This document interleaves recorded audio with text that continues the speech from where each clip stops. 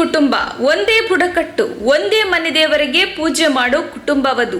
ಒಟ್ಟು 20 ಕುಟುಂಬ ಇರುವವರಿಗೆ ಅದೊಂದು ಶಾಪ ಕಾಡುತ್ತಿದೆ.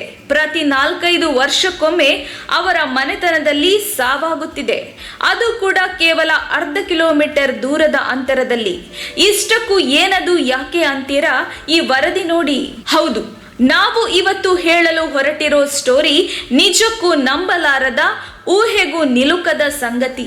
ಈ ಸಂಗತಿಗಳನ್ನು ಕೇಳಿದ್ರೆ ನೀವು ಬೆಚ್ಚಿ ಬೀಳೋದು ಗ್ಯಾರಂಟಿ. ಇದು ಕಲ್ಪತರು ನಾಡು, ತುಮಕೂರು ಜಿಲ್ಲೆಯ ಕೊರಟಗೆರೆ ತಾಲೂಕು ತೊಗರಿಘಟ್ಟ ಗ್ರಾಮ. ಈ ಗ್ರಾಮದಲ್ಲಿ ದೊಡ್ಡ ದೊಡ್ಡ ಕುಟುಂಬಗಳು, ವಿದ್ಯಾವಂತರು ಇರೋದು ಸಹಜ. ಹೀಗಿರುವಾಗ ಆ ಒಂದು ಮನೆತನದಲ್ಲಿ ಪ್ರತಿ 4 ಅಥವಾ 5 ವರ್ಷಕ್ಕೆ ಒಂದು ಅನಾಹುತ ನಡೆದು ಹೋಗುತ್ತಿದೆ. ಅಂದುಕೊಳ್ಳದ ರೂಪದಲ್ಲಿ ಸಾವು ಎದುರಾಗುತ್ತಿದೆ. ಈ ಗ್ರಾಮದ ಧರ್ಮಣ್ಣ ಎನ್ನುವವರ ಕುಟುಂಬ ದೊಡ್ಡ ಕುಟುಂಬ. ಒಟ್ಟು 20 ಕುಟುಂಬ, ಅಣ್ಣ ತಮ್ಮಂದಿರು ಇದ್ದಾರೆ. ಈ ಮೊದಲು ಎಲ್ಲರೂ ಒಂದಾಗಿಯೇ ಇದ್ದರು. ಆದ್ರೆ ಕಾಲ ಕಳೆದಂತೆ ಅಣ್ಣ ತಮ್ಮಂದಿರು ದೂರವಾಗುತ್ತಾ ತಮ್ಮ ಕುಟುಂಬಗಳನ್ನ ಮಾಡಿಕೊಂಡು ಜೀವನ ಮಾಡುತ್ತಾ ಬಂದಿದ್ದಾರೆ. ಈ ಕುಟುಂಬದಲ್ಲಿ ಪ್ರತಿ 4-5 ವರ್ಷಕ್ಕೆ ಒಂದು ಸಾವಾಗುತ್ತಿದೆ. ಇದರಿಂದ ಇಡೀ ಕುಟುಂಬದ ಜೊತೆಗೆ ಗ್ರಾಮವೇ ಶಾಕ್ ಆಗಿದೆ. ಇಷ್ಟಕ್ಕೂ ಯಾಕೆ ಈ ಕುಟುಂಬದವರು ಸಾಯುತ್ತಿದ್ದಾರೆ ಎಂದು ಪ್ರಶ್ನಿಸಿದ್ರೆ, ಈ ಕುಟುಂಬಕ್ಕೆ ಒಂದು ಶಾಪ ಇದೆಯಂತೆ. ಅದು ಮುನಿಯಪ್ಪನ ಶಾಪವೋ ಅಥವಾ ನಾಗರಹಾವಿನ ಶಾಪವೋ ಗೊತ್ತಿಲ್ಲ. ಈ ಬಗ್ಗೆ ತಿಳಿದುಕೊಳ್ಳಲು ಸಾಕಷ್ಟು ಪ್ರಯತ್ನ ಮಾಡಿದರೂ ಉತ್ತರ ಸಿಗಲಿಲ್ಲ. ಆದ್ರೆ ಒಂದೇ ಮನೆತನದ 5 ಹಾವು ಕಚ್ಚಿ ಸಾವನ್ನಪ್ಪಿದ ಘಟನೆ ನಡೆದಿದೆ. ಪ್ರತಿ 4-5 ವರ್ಷಕ್ಕೊಮ್ಮೆ ಹಾವು ಕಚ್ಚಿ ಸಾಯುತ್ತಿದ್ದು, ಇದರಿಂದ ಧರ್ಮಣ್ಣ ಕುಟುಂಬ ಬೆಚ್ಚಿ ಬಿದ್ದಿದ್ದಾರೆ. ಕಳೆದ ಬುಧವಾರ ರಾತ್ರಿ ಗ್ರಾಮದ ಗೋವಿಂದರಾಜು ಹೊಲಕ್ಕೆ ನೀರು ಕಟ್ಟಲು ಹೋಗಿದ್ದಾರೆ. ಈ ವೇಳೆ ಕಾದು ನಿಂತಿದ್ದ ಹಾವು ಕಾಲಿಗೆ ಕಚ್ಚಿದೆ. ಕೂಡಲೇ ಆಸ್ಪತ್ರೆಗೆ ಸಾಗಿಸಿದರೂ ಮಾರ್ಗ ಮಧ್ಯೆ ಸಾವನ್ನಪ್ಪಿದ್ದಾರೆ ಎನ್ನಲಾಗಿದೆ. ಇನ್ನು ಕಳೆದ 20-25 ವರ್ಷಗಳಲ್ಲಿ ಧರ್ಮಣ್ಣ ಕುಟುಂಬದ ಹನುಮಂತಪ್ಪ, ಧರ್ಮಣ್ಣ, ವೆಂಕಟೇಶ್, ಶ್ರೀನಿವಾಸ್ ಹಾಗೂ ಮೊನ್ನೆ ಗೋವಿಂದರಾಜು ಒಂದೇ ಜಾಗದಲ್ಲಿ ಹಾವಿಗೆ ಬಲಿಯಾಗಿದ್ದಾರೆ. ಅದು ಕೂಡ ಕೇವಲ ಅರ್ಧ ಕಿಲೋಮೀಟರ್ ಅಂತರದಲ್ಲಿ.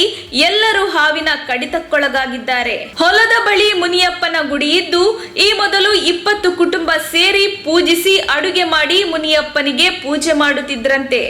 ಆದ್ರೆ ಕಾಲ ಕಳೆದಂತೆ ಮನೆಗೆ ಸೊಸೆಯಂದಿರು ಬಂದಂತೆ ಕುಟುಂಬಗಳು ದೂರವಾಗಿದೆ ಎನ್ನಲಾಗಿದೆ.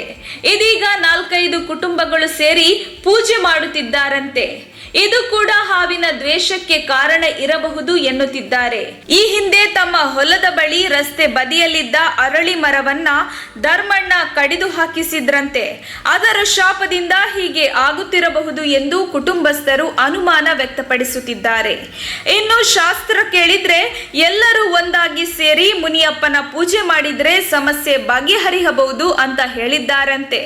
ಸದ್ಯ ಮನೆತನದಲ್ಲಿ ಬರೀ ಗಂಡಸರೇ ಬಲಿಯಾಗಿದ್ದು ಆತಂಕಕ್ಕೀಡು ಮಾಡಿದೆ. ಇನ್ನು ಒಟ್ಟು ಇದೇ ಕುಟುಂಬದ 11 ಜನರಿಗೆ ಹಾವು ಕಚ್ಚಿದ್ದು 6 ಜನರು ಉಳಿದಿದ್ದಾರೆ. 5 ಮಂದಿ ಸಾವನ್ನಪ್ಪಿದ್ದಾರೆ. ಇದು ನಿಜಕ್ಕೂ ನಂಬಲಾರದ ಸಂಗತಿ. ಹಾವಿನ ದ್ವೇಷವೋ, ದೇವರ ಶಾಪವೋ ಅಥವಾ ಆಕಸ್ಮಿಕ ಸಾವೋ, ಒಟ್ಟು ಬಾಳಿ ಬದುಕಬೇಕಿದ್ದ ಪುರುಷರು ಮಾತ್ರ ಬಲಿಯಾಗುತ್ತಿರುವುದು ದುರಂತವಾಗಿದೆ. ವರದಿ ಮಂಜುಸ್ವಾಮಿ, MN, ಕೊರಟಗೆರೆ. ಇಲ್ಲೇನು ಯಾರಿಗೂ ಕಾಣಿಸಿಲ್ಲ, ಇಲ್ಲೇನು ಬರಲ್ಲ. ಹೊಲ್ದತ್ತೆ ಆಗ್ತಾ ಇರೋದು ಅದೇ ಜಾಗದಲ್ಲೇ, ಒಂದು ಅರ್ಧ ಕಿಲೋಮೀಟರ್ ದೂರದಲ್ಲಿ ಮನೆ ಸೋರ್ತಾ ಇದೆಯಾ?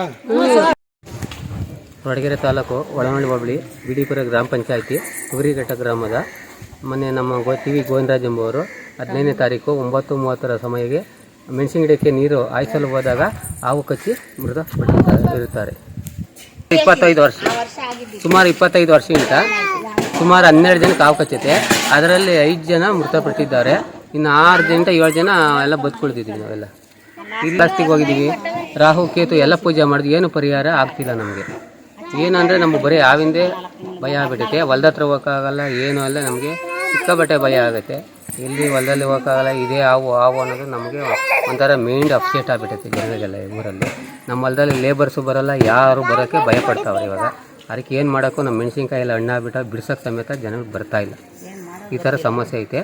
ಸಮಸ್ಯೆ ಅಕಸ್ಮಾತ್ ಯಾರನ್ನ ಪರಿಹಾರ ಕಂಡಿದ್ರೆ ಅದನ್ನ ಪರಿಹಾರ ಮಾಡೋಕ್ಕೂ ನಾವು ಸಿದ್ಧ ಇದ್ದೀವಿ ಸರ್.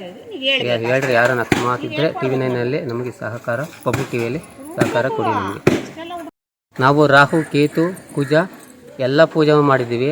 ನಾವು ಎಲ್ಲಿ ಪೂಜೆ ಮಾಡಿದ್ರೆ ನಮಗೆ ಪರಿಹಾರ ಆಗಿಲ್ಲ. ಈ ರಾಜ್ಯದ ಯಾರನ್ನ ಒಳ್ಳೆ ನಮಗೆ ಪಂಡಿತರು ಇದಕ್ಕೆ ನಮಗೆ ಸಹಾಯ ಮಾಡಬೇಕೆಂದು ಈ ಮೂಲಕ ನಾನು ಕೋರ್ತೇನೆ. ಕೊರಟಗೆರೆ ತಾಲೂಕು ತೊಗರಿಘಟ್ಟ ನಮ್ಮದು ಗ್ರಾಮ. ನಮ್ಮ ಹೆಸರು ಕಮಲ ಗೋವಿಂದರಾಜ್ ಅಂತ. ಅವರು ವ್ಯವಸಾಯ ಮಾಡ್ತಾರೆ ಹೊಲದಲ್ಲಿ. ರಾತ್ರಿ 9:30 ಹಂಗೆ ನೀರು ಕಟ್ಟಕ್ಕೆ ಹೋಗ್ಬೇಕಾದ್ರೆ ಹುಳ ಮುಟ್ಟಿ ಸುತ್ತೋಗಿದ್ದಾರೆ. ಅದಕ್ಕೇನೋ ಪರಿಹಾರ ಮಾಡ್ತಾರೆ. ನಮಗೆ ತೊಂದರೆ ಜಾಸ್ತಿ ಆಗಿಬಿಟ್ಟೈತೆ. ನಮ್ಮನ್ನು ಇದು ಮಾಡೋ ನಾವೇ ಮಕ್ಕಳು ಮರಿ ಸಣ್ಣ ಮಕ್ಕಳು ಹೆಲ್ಪ್ ಮಾಡಿ. ನೀವೆಲ್ಲ ರೈತರು ಕೇಳಿ ಎಲ್ಲ ಒಳ್ಳೆ ದೋಷ ಪರಿಹಾರ ಮಾಡಿಕೊಟ್ರೆ ನಮಗೆ ದೇಶ